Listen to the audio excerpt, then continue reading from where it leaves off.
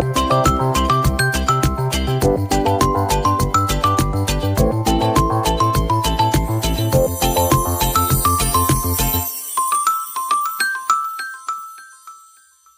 teman-teman, kembali lagi bersama saya Wilda Alvaramania. Pada video saya kali ini, di sini kita akan melanjutkan bab Cisco CCNA 200-301 part 1 bab 3 yang berjudul pengenalan dan basic Cisco. Di dalam bab 3 kali ini kita akan bahas 6 materi ya teman-teman.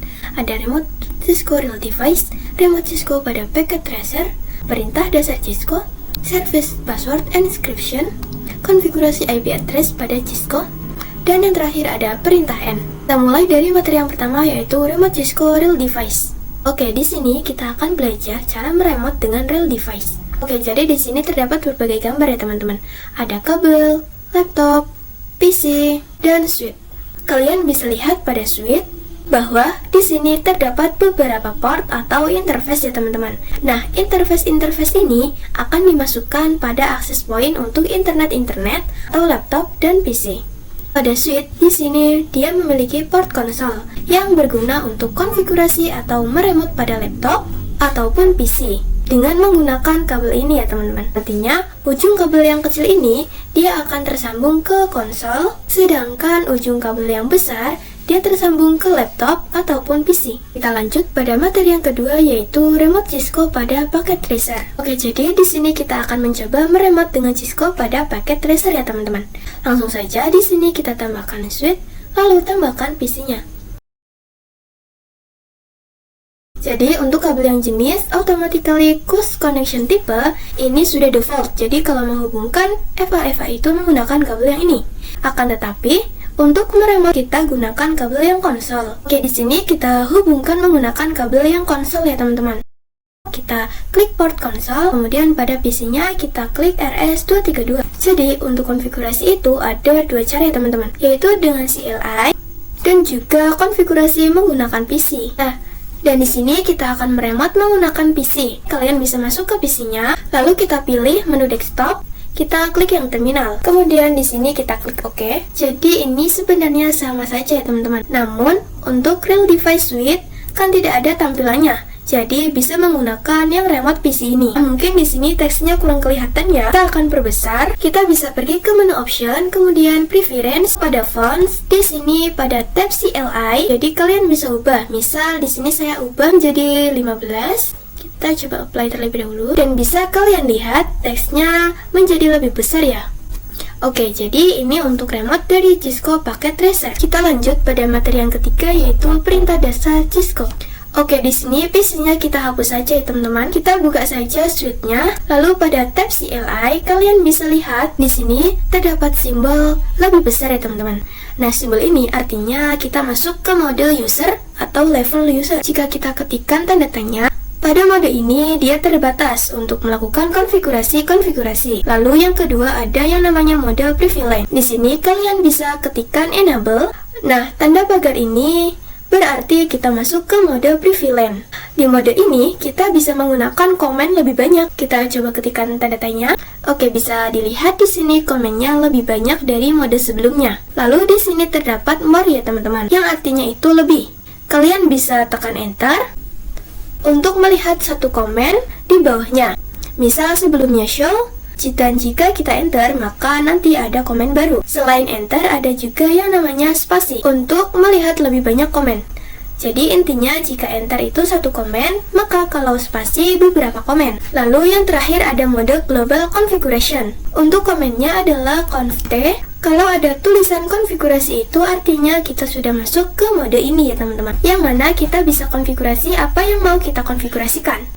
Di sini kita coba ketikkan tanda tanya. Bisa dilihat di sini untuk komennya. Kita klik spasi. Untuk komen spasi lebih banyak dari mode sebelumnya. Oke, di sini kita bisa ketikkan X untuk kembali. Nah, untuk mode privilege ini kita hanya bisa melakukan komen-komen. Jadi tidak bisa untuk melakukan konfigurasi atau mengubah isi data.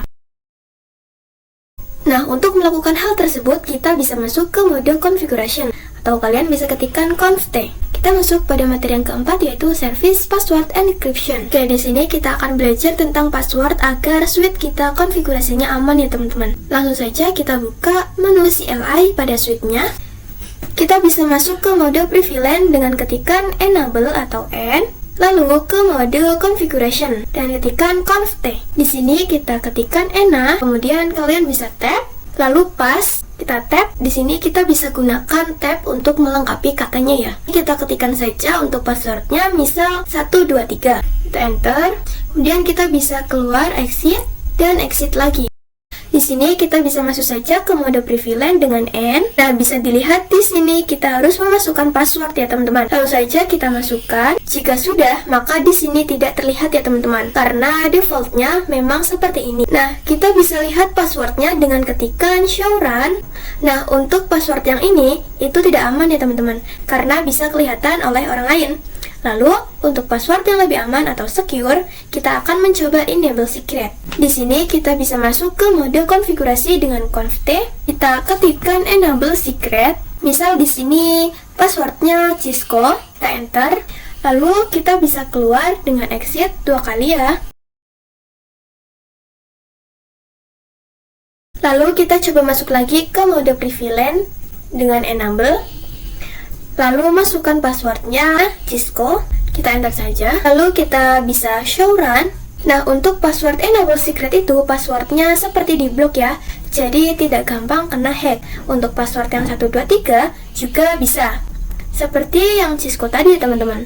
Dan di sini untuk password yang 123 itu tidak secure ya, karena bisa saja terlihat pada orang lain. Di sini kita bisa ketikkan Q, lalu kita masuk ke konfigurasi, conf t, lalu kita ketikkan lagi Service Password Encryption. Oke, kalian bisa tap saja ya.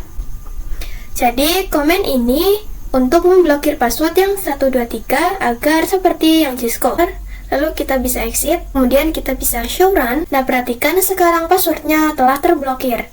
Namun ini masih tidak secure ya. Di sini kalian bisa copy saja. Kemudian kalian bisa ke web browser. Di sini kita ketikkan Cisco password decrypt. Oke, kalian bisa masuk ke salah satu webnya ya. Di sini kalian bisa pastekan password yang tadi kita copy. Kemudian kalian bisa klik submit. Jadi di sini password enable-nya kelihatan, artinya dia bisa dihack ya teman-teman. Kita masuk pada materi yang kelima, yaitu konfigurasi IP address pada Cisco. Ini kita akan mengkonfigurasi IP address pada router. Sebelumnya, kalian bisa tambahkan satu buah router dan satu switch. Kemudian di sini kita akan tambahkan 3 buah PC. Oke, jika sudah, kita bisa hubungkan menggunakan kabel.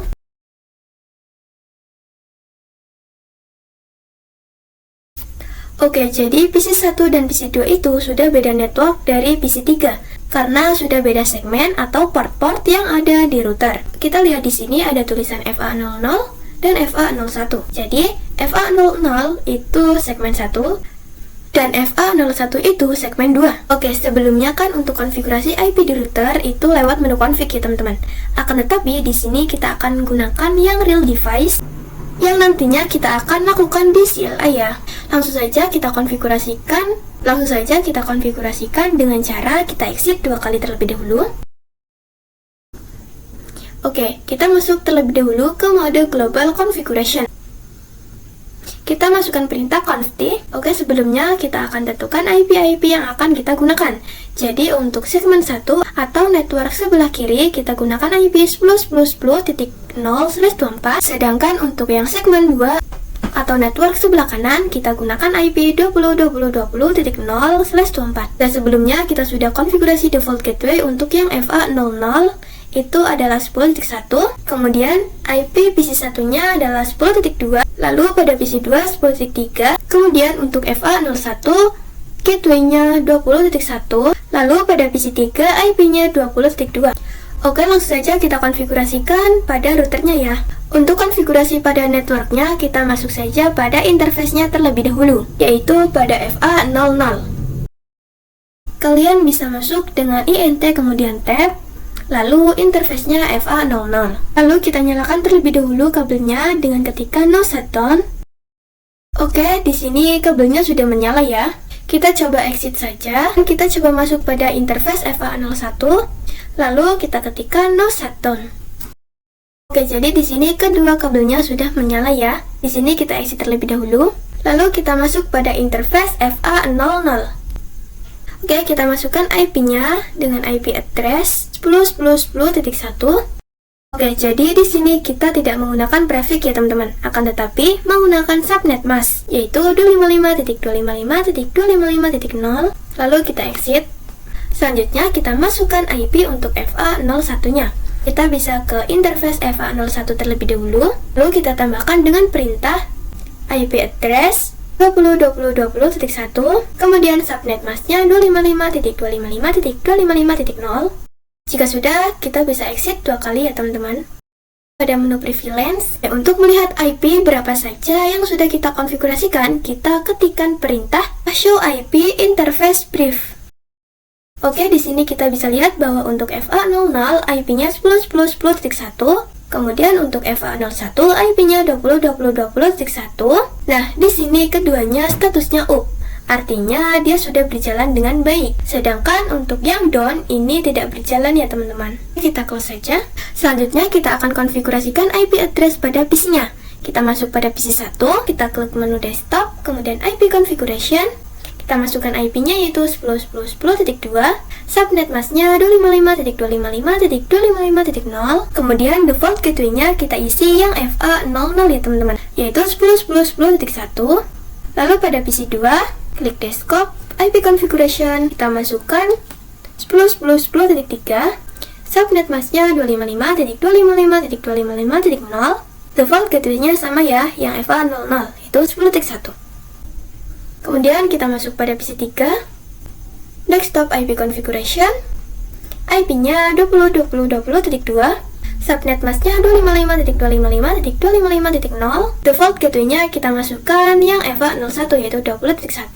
Oke, jika sudah kita coba kirim paket dari PC 1 ke PC 2. Oke, di sini dia successful ya teman-teman. Lalu kita coba pada dari PC 2 ke PC 1. Dia juga successful. Kemudian kita coba kirim paket data dari segmen 1 ke segmen 2. Itu kita kirimkan dari PC 2 ke PC 3. Oke, di sini successful ya. Oke, kita kirimkan lagi dari PC 1 ke PC 3, maka dia juga successful ya teman-teman. Kalau failed, kalian ulangi saja ya. Kita masuk pada materi yang terakhir yaitu perintah N. Jadi perintah N ini mudah banget ya teman-teman, sama halnya dengan perintah exit. Oke, kita coba masuk pada routernya.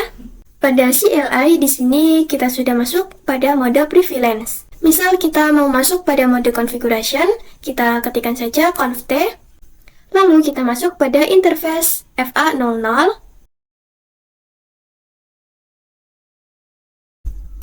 Kemudian di sini kita coba exit.